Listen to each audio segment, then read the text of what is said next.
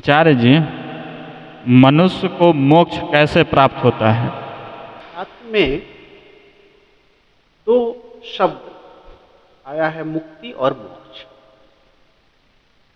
मुक्ति का अर्थ है कि जब हम प्रकृति के बंधन से मुक्त हो जाते हैं, जो प्राकृतिक नियम है इस संसार का, जन्म, मृत्यु, भूख, प्यास, निद्रा, आहार, भय इत्यादि, जो यह सांसारिक मनुष्य के बंधन है, उस बंधन से मुक्त हो जाना मुक्ति। और मोक्ष एक ऐसा गंभीर रहस्यमय तथ्य है आध्यात्मिक जीवन का, जो मनुष्य पूर्ण रूपेण परमात्मा में मिल जाता है, परमात्मा के साथ एकाकार हो जाता है, उसके मन का अनुमन भूमा मन में मिल जाता है।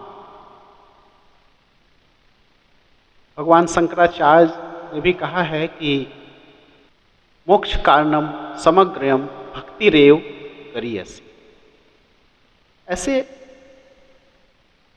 अष्टांग योग में जो जम, नियम, आसन, प्राणायाम, प्रत्याहार, धारणा, ध्यान, समाधि बात की गई है, यह एक सीढ़ी है। इस सीढ़ी पर चढ़ करके मनुष्य धीरे धीरे धीरे धीरे करके समाधि के स्टेज में जा पाता है, चला जाता है। ये भी कहा गया है, मंत्र मूलम गुरुर्वाक्यम, मोक्ष मूलम गुरु कृपा, ध्यान मूलम गुरुर्मूर्ति, पूजा मूलम गुरुपदम, मंत्र मूलम गुरुर्वाक्यम, मोक्ष मूलम गुरु कृपा। जो गुरु की कृपा है, परमात्मा की जो कृपा है, वही सबसे बड़ा कारण है मनुष्य के मोक्ष का। लेकिन गुरु कृपा कब करते हैं, कैसे करते हैं? जब परमात्मा के लिए मनुष्य के मन में पूर्ण समर्पण की भावना आ जाती है। जैसे भगवान कृष्ण गीता में कहते हैं, सर्वधर्मान परित्यज्य मामेकम शरणम ब्रज, मेरे शरण में, अर्थात तुम 16 आना समर्पण करो, मेरी तरफ आओ। लेकिन यह भी जो समर्पण है, यह होता कैसे? समर्पण होता है भक्ति से। जब मनुष्य के मन के अंदर ईश्वर के लिए, परमात्मा के लिए प्रेम जगते, आकर्षण जगते, एक एकत्व भाव जगता है, एकात्म भक्ति जगती है, रागात्मिका भक्ति, अनन्या भक्ति जिसकी बात कही गई है, प्योर डिवोशन, एकांत भाव, कांता भाव परमात्मा के लिए। एक तुम ही हो, केवल तुम ही हो, तुम ही मेरे हो, तुम ही सब कुछ हो, तुम्हारे बिना मेरा कुछ भी नहीं, मेरे जीवन के आधार तुम हो, मेरे जीवन के लक्ष्य तुम ही हो। मनुष्य अपने सारे वृत्तियों को, सारे इंद्रियों को, सारी भावनाओं को एकाग्रचित्त होकर जब उनकी तरफ मन को प्रवाहित कर देता है, उसी को अग्रया बुद्धि, उसको कुशाग्र बुद्धि भी कहा गया है। कुश के तरह मन को बिंदुमय बिंदुस्त कर दिया, ध्यानस्थ हो गए, और वही परमात्मा के करीब ले जाकर के परमात्मा में मिलने का वह शुभ क्षण ले आता है। इस तरह से जो भक्ति है मार्ग, यह सर्वश्रेष्ठ मार्ग बताया गया है मनुष्य का मोक्ष के लिए। आनंद मार्ग के साधना पद्धति में भी जो 6 पाठ हैं, 6 लेसन्स हैं साधना के, उसमें भक्ति तत्व का बहुत ही बड़ा महत्व है। भक्ति के बिना यह मनुष्य का हृदय शुष्क है, सूखा रेगिस्तान की तरह, जिसमें कोई पेड़ पौधे नहीं हो सकते।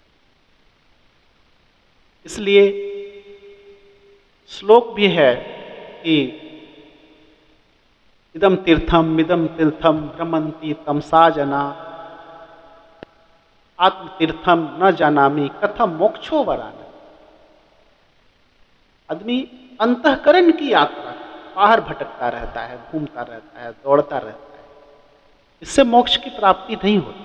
मोक्ष अंदर का विषय, गूढ़ विषय, ये जो हमारे भीतर गुफा है, मन रूपी गुफा है, मन में जो मैपन रूपी गुफा है, उस गुफा में प्रवेश करना होगा। बाहर की गुफा में, बाहर की कंदराओं में, पहाड़ों में मोक्ष नहीं मिलता।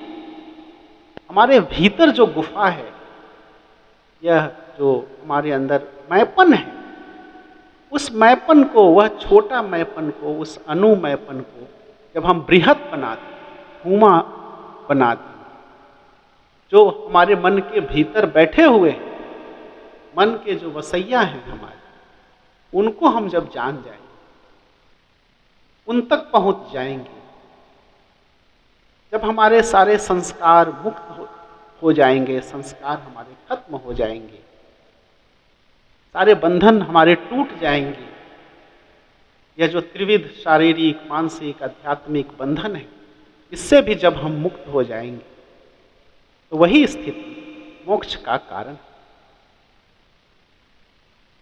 मोक्ष मन की मृत्यु, फिर अब कोई संस्कार नहीं बचा, आगे का कोई रास्ता नहीं बचा, कोई कारण नहीं बचा। मृत्यु की भी मृत्यु हो, अब कोई कारण परिणाम नहीं रहा, जिस कारण कॉज एंड इफेक्ट के कारण ही हम जन्म मृत्यु के चक्कर में पड़ते हैं।